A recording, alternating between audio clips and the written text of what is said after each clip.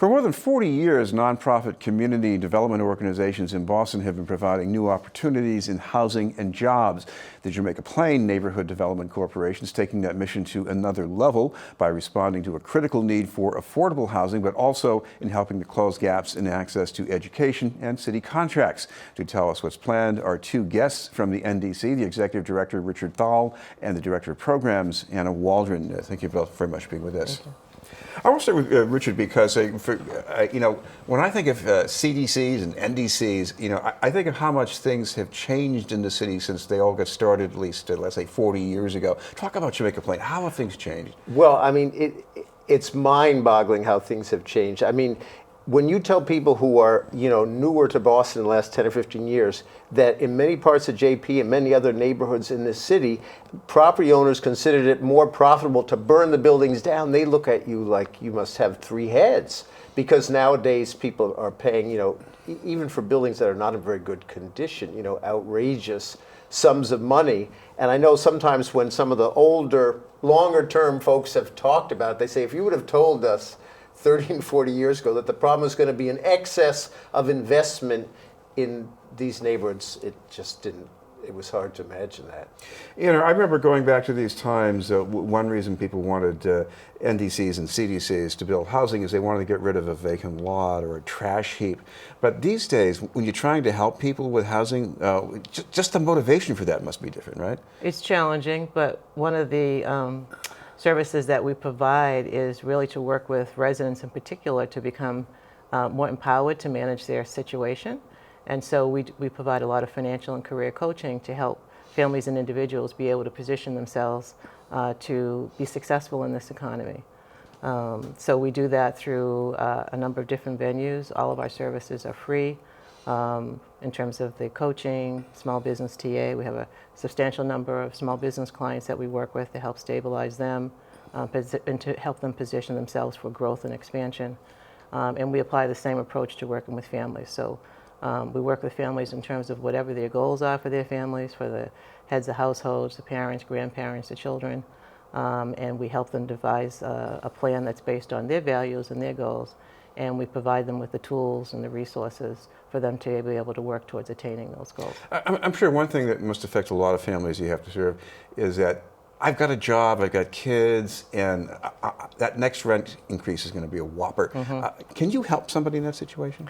We can. Through our money management, our financial coaching, we really work with families to review their spending habits, look at where they can reduce their expenses, where they can increase the resources from their earnings to apply towards savings or to apply towards debt reduction. We work with all of our participants and clients on credit, helping them to understand the importance of having good credit in today's economy. Credit can impact an individual's ability to get the job that they desire. It certainly can impact the ability of families to access affordable housing. So we very much focus on helping families and businesses to understand how to build credit, how to improve their credit, and how to manage their credit successfully, because that can be a significant barrier to being able to enjoy the benefits of the economy. Richard, one thing that's definitely changed over the last 40 years is that you're in an area, especially from Forest Hill Station to Jackson Square, where developers are eager to build. They are building. Maybe that's relieving some market pressure, but it's also driving up prices. How is the JPNDC going to do something about that?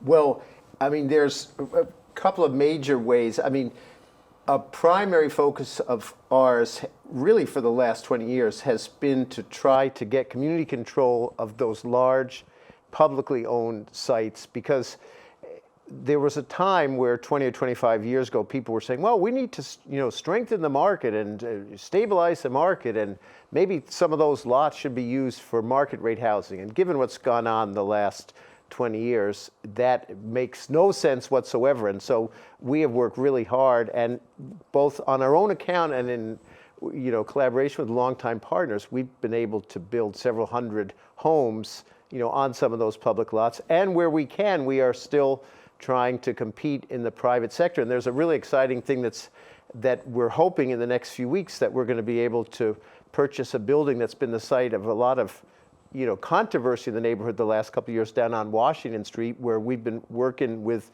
the two businesses there have been threatened with displacement for the last 2 years. And there was certainly a lot of pressure from the community to try to have some affordable housing built there instead of a lot of high-end housing that seems to be dominating. And thanks to all that support, we've now been able to work out an agreement with City Realty, who are the owners of that property, and we're hoping to acquire that in the next few weeks and to be able to build a few dozen homes there, and a project that we'll be working on, having a community process to figure out what's the best way. There's also some untapped potential in the brewery site, and you've got some ambitious plans for that, right? Yeah, no, Anna should talk about what we're doing there. Please, Yeah, fill us in absolutely. here. We've experienced tremendous growth in terms of residents wanting to access the resources that we have to offer in the Economic Prosperity Department, and we've doubled the numbers of individuals, families, and businesses that we're working with, and we've outgrown our space. So it's important for us to reconfigure the existing space within the footprint so that we can provide appropriate space to accommodate our current service delivery and anticipated growth. One of the key areas that we are focusing on is trying to help our family child care families access the resources that we have to offer. And the space that is not really conducive to kids.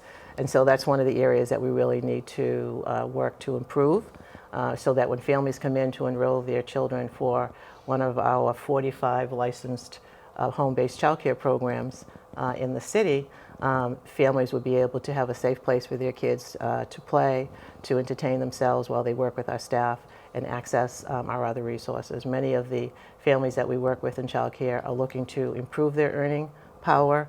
They're very interested in improving their skill sets, get additional training, and so we work with families on that as a way to help them improve their ability to earn family-sustaining wages with good benefits. That's one of our objectives for our career services. Another ambitious plan, Richard, is what's going to happen with the Mildred Haley apartments, historically owned by the Boston Housing Authority, but I guess there's going to be a partnership here, some new housing, and it's not just putting up new buildings, right? Well, yes, and this is very exciting because the groups that we have partnered with in the whole Jackson Square revitalization issue, we've been called various things over the years. I call us the unholy trinity, but it's basically JPNDC, Urban Edge, and the community builders. We've worked for almost 15 years now on some of the land right in the heart of Jackson Square.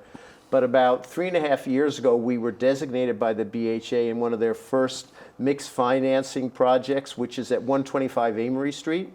So that is going to rehabilitate the large building that's been there since the early 70s that really needs work to bring it to a higher standard. That's about 200 apartments for people with disabilities and the elderly. There's going to be about another 300 homes that will be newly built on that site over the next several years. And then about 1.5 years ago, the Boston Housing Authority decided to put out Mildred Haley Apartments, which is one of the largest in New England, to put a first phase of some of the, about 30% of the buildings that are the ones that are in the toughest shape, right along the towers, right along Center Street, with the idea that those buildings will be torn down, much nicer housing built, and in addition, a mixture of housing, new housing built on the site around the area right closest to the Southwest Corridor. And I also want to ask you about what you're doing with small businesses, because one of the stories I think has disturbed us lately is how little of the share they're getting in city contracts, especially people of color, companies headed by women. How do you see your efforts addressing that? We've had some really very positive results with an initiative that we launched about 18 months ago, which is really focused on helping small minority contractors in the city improve their ability to be able to access some of the very lucrative business that the city engages in, particularly mostly in the construction arena. And so we have designed a model that brings together small contractors with our staff, with mentors who are volunteers from the construction industry. And we provide these small contractors with a lot of individualized technical assistance, training around business finances, accounting, making sure that they have good practices in place. And the mentors from the construction industry work with them very closely, coaching them on how to improve their ability to design a winning bid or an estimate, and provide them with support and networking opportunities so that they can break into the business, so to speak. So we've enjoyed some pretty good results. We've worked with about 13 minority contractors, and through our collective efforts, JPNDC, the volunteer mentors from the construction industry, and the small contractors themselves, they've been able to access almost $4 million in new contracts over the last 18 months. What's the biggest obstacle for these contracts? Is it access to capital? Is it just knowing how to get through the paperwork? It's a combination. Many businesses operate in a very informal manner, and there are certain components of formalization that are necessary in terms of licensing, in terms of estimating skills, in terms of basic business financing practices that need to be in place.